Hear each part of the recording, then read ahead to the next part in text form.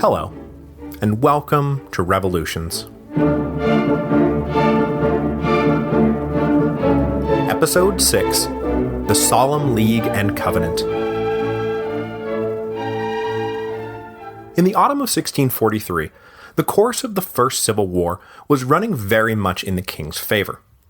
Royalists controlled the north and had wiped out the Parliamentary army in the west. But the two main battles so far, at Edgehill and Newbury, had essentially been draws, so Parliament was by no means begging for mercy, especially because they had an ace up their sleeve that they were about to wriggle out onto the table. But before we get into that, I want to circle back around to Ireland. When last we left it, the Old English had just joined in the rebellion launched by the Old Irish, knocking the royal administrators pretty far back on their heels. A couple thousand English troops had been sent over as Charles and Parliament were getting ready to declare war on each other, but after that, men and material were obviously being diverted to the brewing conflict in England. But the devoutly Protestant MPs left in Westminster were not just giving up on the idea of putting down the Catholic rebellion in Ireland. Plus, the Old English had joined the Old Irish on the condition that the rebels swear loyalty to the king, even as they revolted against his administrators, which meant that Parliament was now concerned Charles would be able to turn these rabid Catholics into an army he could use against them in England. I should note, though, that the king was considering no such thing. He had wanted to halt the rebellion to free up the English troops stationed in Ireland to come over and fight for him, not the Irish rebels. Complicating this already enormously complicated picture, and giving Parliament a way out of their dilemma, which was, do we either put down the Irish rebellion and lose to the king, or put down the king and lose Ireland, was the Scots.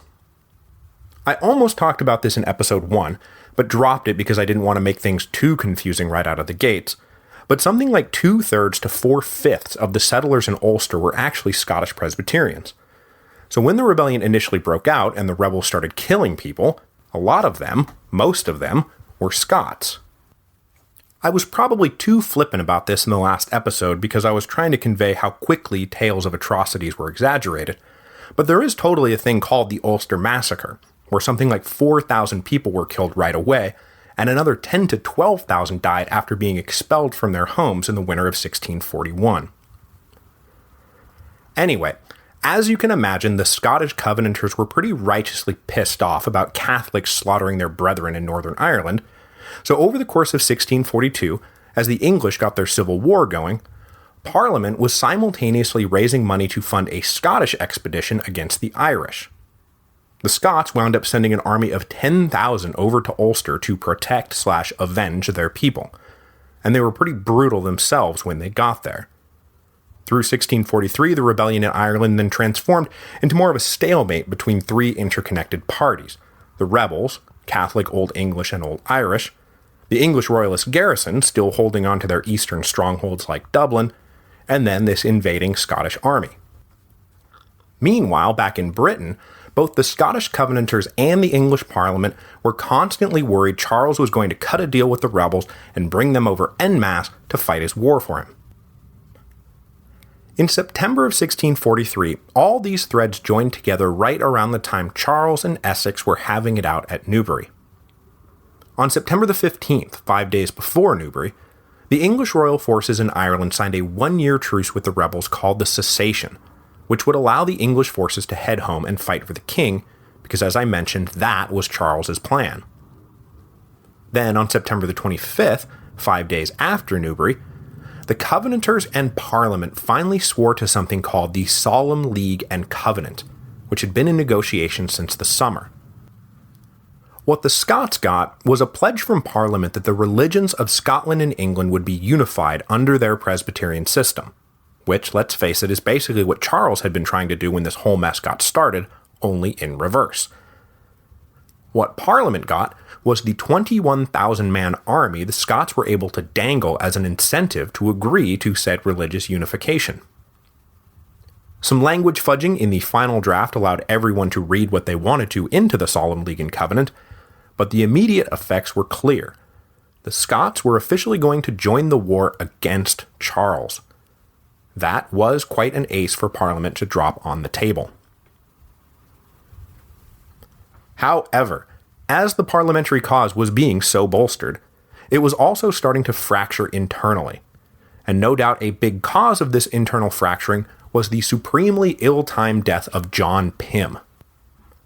He had been dragged down all year by cancer, and though he lived long enough to seal the deal with the Scots, he finally lost his fight with the tumor on December 8, 1643. His death compounded a problem brought on by another death that I skipped over last week.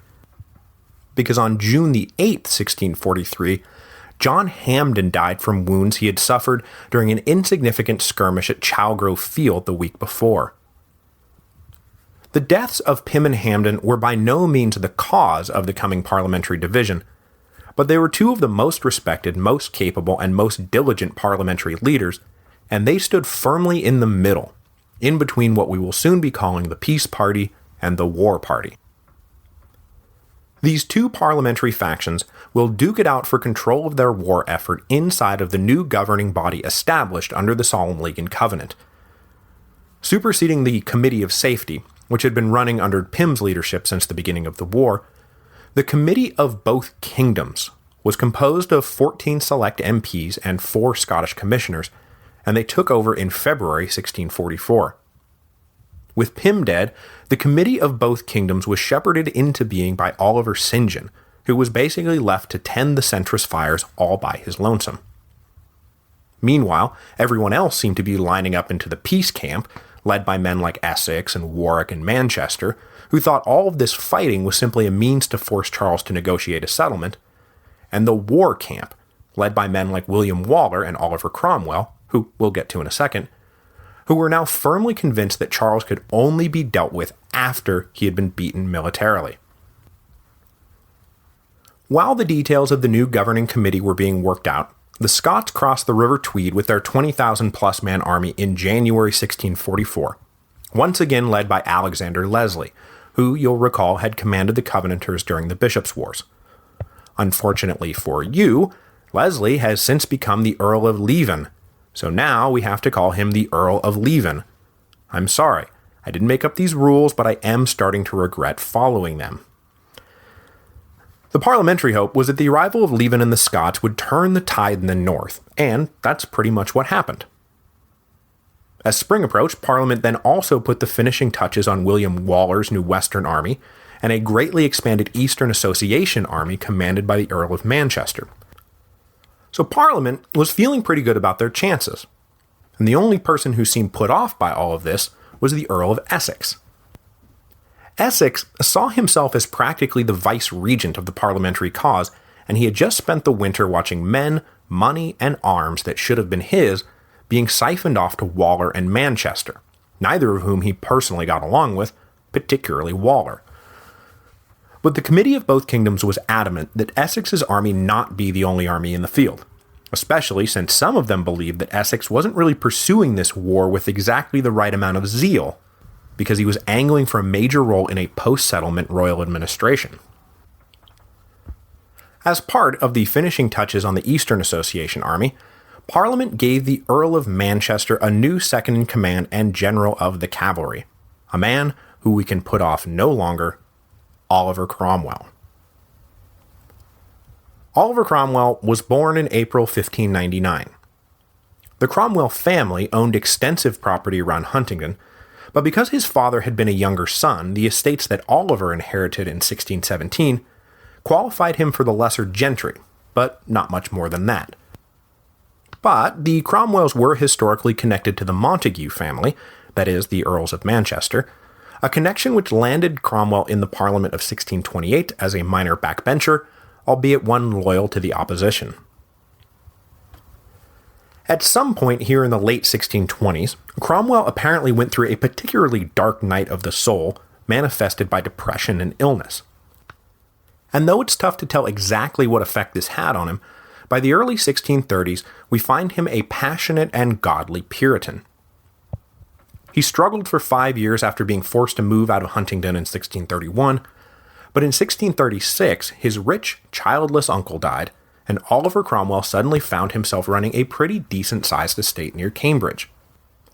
When the short and long parliaments convened, he was elected MP for Cambridge and was an outspoken, if still minor, member of the opposition. But the fact that his cousin was John Hampden strengthened his ties to the inner circle of the Puritan dissidents. When the war broke out, he immediately started recruiting a cavalry force for Parliament, and fought at Edgehill, where he was taught a valuable lesson in the importance of well-disciplined cavalry, both from Parliament's terrible showing and from Rupert's failure to turn and win the war right then and there. He then went back home and spent the summer of 1643 as governor of Ely and a colonel in the original incarnation of the Eastern Association Army. Anytime he got the chance to fight, he proved himself as an eminently capable cavalry officer, and when it came time to name a Master of the Horse for the expanded Eastern Association Army in early 1644, Cromwell got the job, no doubt in part because of his connection to its new commander, the Earl of Manchester. That said, as we will see next week, that connection did not prevent Cromwell from pretty quickly growing dissatisfied, and vocally so, with his patron's generalship.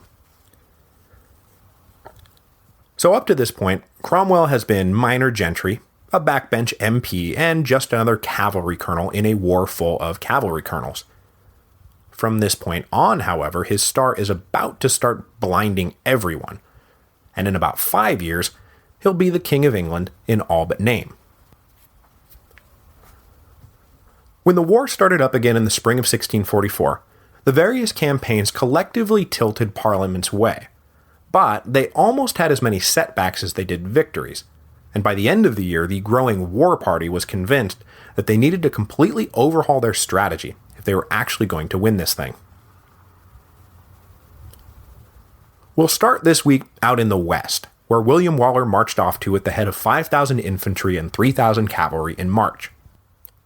His friend and rival Sir Ralph Hopton, now recovered from the injuries he had suffered the year before, had been reinforced, but he still only commanded an inferior army of 3,200 infantry and 3,800 cavalry. This Royalist army was slowly moving east to try to come up on London from the south. Waller's job was to stop them. In late March, the two armies made contact and started maneuvering around each other, but Waller finally got sick of being spun around and decided to stand and fight at Cheriton on March 29th. In the ensuing battle, the Royalists waged a mostly defensive fight, but at a critical moment one of their infantry regiments advanced too far forward, and Sir Arthur Hazelrig, one of the 5 members Charles had tried to arrest, exploited the hole with the help of his cavalry brigade, nicknamed the Lobsters, because they were one of the very few armored cavalry units of the war. The tide then turned decisively against the Royalists. But despite the defeat, Hopton was able to withdraw his guns and keep what was left of his infantry intact. His advance halted, though. Hopton was ordered to bring his remaining Royalist forces up to Oxford to reinforce the King's main army. So the Battle of Cheriton was the first out-and-out victory for Parliament in the war. Meanwhile, up in the north, things were about to go even better for Parliament. With the Scots entering the war, the Fairfaxes were able to go back on the offensive, and over the winter they routed the first contingent of forces sailing over from Ireland following the signing of the cessation. After the Scots laid siege to Newcastle for 2 months, Leven met up with the Fairfaxes in mid-April, and together they planned their next move. Now on the defensive, the Earl of Newcastle, the commander of Northern Royalist forces, remember, pulled 6,000 infantry and 5,000 horse together into York. But when he discovered that the plan Leven and the Fairfaxes had come up with was to besiege York, he ordered his cavalry out of the city so they wouldn't get trapped. As the parliamentary forces closed in on York, Prince Rupert was over in Shrewsbury, or Shrewsbury, depending on who you talk to, with 8,000 men. In late April, he started marching northish, there's a map at revolutionspodcast.com, gathering additional forces along the way, including eventually the Earl of Newcastle's cavalry. But no one knew exactly what his intentions were at this point. Was he going to turn northeast and relieve York, or was he going to turn south and reinforce the king? Because at that same moment, Charles is, really, facing total destruction. After the victory at Cheriton, the committee of both kingdoms smelled blood in the water, and decided to order all their forces, that is, the armies of Waller, Essex, and Manchester, to march on Oxford and hopefully bring the king to a final battle. But with Rupert on the move, and York tantalizingly close to falling, the committee decided to break off the Eastern Association and send them up to guarantee victory in the north, which left Essex and Waller to coordinate a campaign against Charles. And as I mentioned, Essex and Waller pretty much hated each other's guts at this point. Charles was getting reports through May that two parliamentary armies were gunning for him, Waller from the southwest and Essex from the southeast, and he scrambled to draw in every available company he could find to reinforce his position.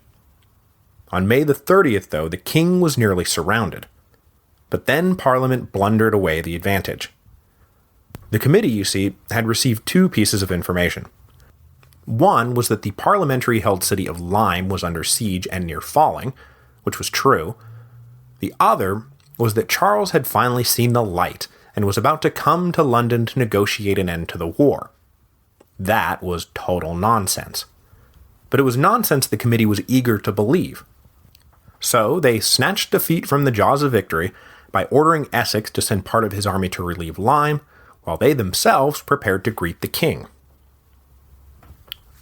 Charles, of course, had no intention of going to London and negotiating, but that did not mean he didn't want to get out of Oxford and fast.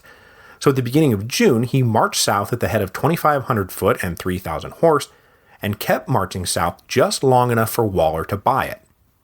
When Waller bought it and started marching east to intercept, Charles immediately wheeled around and raced northwest towards Worcester. It didn't take long for Waller to realize he had fallen for a head fake, and he took off after the king, only 1 day's march behind. Essex, meanwhile, was only 2 days behind the king. If they ran Charles down, outnumbering him as they did, June of 44, king captured, end of war. But then Essex did something super lame. On June the 6th, he and Waller met to coordinate the next move. At this meeting, Essex announced that he was breaking off pursuit to march down and relieve Lyme. Waller was dumbfounded.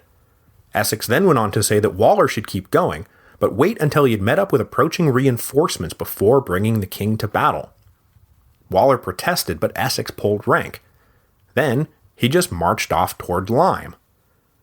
There is a reason that Essex is accused of not really being super interested in defeating the king. Waller immediately sent an angry letter to the Committee of Both Kingdoms outlining all of this. The committee was horrified and dashed off orders to Essex.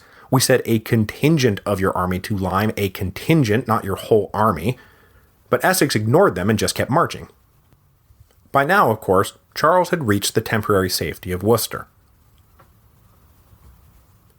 As all of this was unfolding, Rupert was still marching along, picking up troops and seizing every town he passed. As the march progressed, it took on an increasingly brutal tone. Towns that held out were sacked mercilessly. Defenders who did not immediately surrender were offered no quarter. But the ultimate objective of the march was still unclear, as Rupert remained in a position to either head south and relieve the king, or head north and relieve York. When the king got to Worcester, though, he sent off orders to Rupert that York was to be the objective. But the orders were ambiguously worded, and apparently Rupert kept them in his pocket for the rest of his life, so he could produce them any time someone started giving him crap about what's about to happen at Marston Moor. The orders commanded Rupert to march on York, and only come back down south if A, he found York already captured, or B, the area free of enemy troops. But what about the most likely scenario? C, that York is still holding out, and there is a big enemy army in the area. In that case, the orders clearly implied that Rupert was to attack. So, that's what Rupert is about to do. And he's got the orders to prove it if you want to start giving him crap about what happened at Marston Moor. Meanwhile, the king was sizing up his options, and decided that his best play would be to head back to Oxford and try to rejoin the infantry and artillery he had been forced to leave behind when he fled. With only Waller's army now to contend with, he could risk the trip back, and if he was able to link up with his Oxford troops before Waller engaged him, the king might be able to turn the tables on his enemy. He left Worcester heading northwest, once again head-faking Waller, who thought the king might be trying to link up with Rupert, not knowing, of course, that the king had ordered Rupert off to York. When Waller rushed north to block this imagined move, the king doubled back and sped for Oxford. Waller then doubled back himself, and the two armies maneuvered around each other for a few days until they finally met at Cropredy Bridge on June 29th. Both armies fielded 5,000 cavalry apiece, but Waller held a slight infantry advantage. The ensuing battle was really more of a draw in that as night fell, both armies were still facing each other. But in the fighting, Waller had lost 700 men and 11 guns, while the king had suffered almost no casualties at all. The Royalists, though, decided to withdraw that night, fearing approaching parliamentary reinforcements. But they really didn't have much to fear, because Waller's army was utterly demoralized by the fight, and that's what turns Cropredy Bridge from an arguable draw into a clear Royalist victory. The next day, regiments from the Midlands and the London train bands demanded to go home. By the time Waller started releasing these increasingly mutinous troops, heavy desertions had already devastated his ranks. The parliamentary army was now half what it had been, and Waller was now firmly convinced that local militias and part-time soldiers were never going to win the war. Parliament needed a professional standing army, or it was going to lose. Back up in the north, Rupert was approaching York. The combined parliamentary forces circling the city, that is, the Scots led by Leven, the Northern Army led by the Fairfaxes, and the Eastern Association troops led by Manchester and Cromwell, numbered some 28,000 men, the largest force we've seen in the war to date. But they weren't going to be able to fight the approaching Rupert pinned against York, so on June 29th, as Charles and Waller were fighting at Cropredy, the parliamentary forces re-mustered 7 miles west of York, on the broad expanse of Marston Moor. They thought they were blocking Rupert's path, but the prince doubled back and swung above them, coming into York from the north, allowing him to link up with the Earl of Newcastle and his York garrison, which was critical because even with the addition of the York garrison, Rupert was only going to have 18,000 troops at his disposal to face 28,000 Roundheads. When he went off to fight the battle he thought he had been ordered to fight. The parliamentary commanders, for their part, were actually convinced Rupert's plan was to continue sweeping south, and thus relieve York by forcing them to chase after him. But as the parliamentary army started to march on July the 2nd to prevent Rupert's plunge into the Midlands, someone looked up and noticed that the prince was actually gathering up his whole army on Marston Moor, and was looking for all the world like he wanted a battle. Even though Rupert was lined up with his men by 9 a.m., the all-important York garrison didn't actually show up until mid-afternoon, because their infantry commander, get this, held a grudge against Rupert for something that had happened years earlier on the continent, and was actually trying to obstruct the prince's war effort. But the parliamentary forces couldn't take advantage of this delay, because their lines were strung out across 8 miles and they were scrambling to get back into fighting position. So it wasn't until evening that everyone was actually in place, and even then, they just stared at each other over a shallow valley for a few hours. Neither side wanted to move first, because it meant that they would soon be marching uphill at the enemy, and that is just a bad way to fight a battle. As 7 o'clock neared and a storm approached, Rupert huddled with Newcastle and they decided battle would wait until the morning. Newcastle retired to his coach for a smoke, it started to rain, and that's when the parliamentary army started to move. Cromwell commanded the parliamentary horse on the left and immediately dominated his side of the battle, at least until Rupert rode in with his own regiment and steadied the line. On the other side of the battle, though, Sir Thomas Fairfax's cavalry was being routed by Sir George Goring's Royalist horse. With Fairfax in retreat, Goring was able to then turn and take a devastating plunge into the flank of the Scottish infantry. At this point, all 3 of the parliamentary generals thought that they had made a huge mistake by ordering an attack. But when Cromwell re-beat the Royalist cavalry on his side of the battle, he did not go chasing after his defeated opponents. Instead, he held up and took stock of the situation. And that's when Thomas Fairfax came riding around the back of the Royalist line. When his cavalry had broken, Fairfax wound up charging forward rather than retreating, and then had swung around the battle to warn Cromwell that Parliament was losing badly on the right flank. So, together, they led Cromwell's cavalry the way Fairfax had just come, around the back of the Royalist lines to see if they couldn't turn the tide. Sir George Goring was still having his way with the Scottish infantry when Cromwell and Fairfax came charging in from the direction of his own lines, which is not at all where he was expecting any attack to come from. Blindsided, Goring's cavalry was driven off, and the Parliamentary infantry was able to regroup. With both Royalist cavalry wings now gone, the already outnumbered Royalist infantry just started getting annihilated. Most of them tried to surrender, but the Earl of Newcastle's personal regiment, the famous Whitecoats, refused quarter and kept fighting for a whole nother hour until there were only like 30 of them left. In all, upwards of 5,000 Royalist troops now lay dead. The Battle of Marston Moor, the biggest battle of the war so far, turned out to be a smashing parliamentary victory. The next morning, Prince Rupert blasted out of York with his 6,000 remaining troops, telling the Earl of Newcastle to raise another garrison and try to hold the city. But for Newcastle, the war was over. Claiming he couldn't stand the idea of being a laughingstock back at court, he slipped away and sailed for the continent. 2 weeks later, the remaining troops in York surrendered under generous terms offered by Lord Fairfax. Parliament now controlled the north, and they would never give it up. Marston Moor closed that theater of the war. But down south, things were about to follow a different course. And next week, we will see the Earl of Essex completely screw things up in the west, and the Earl of Manchester refuse to vigorously prosecute a campaign against Charles in the middle, leading the increasingly vocal War Party in Parliament to demand the wholesale reorganization of the parliamentary military structure, which led to the formation of the new model army.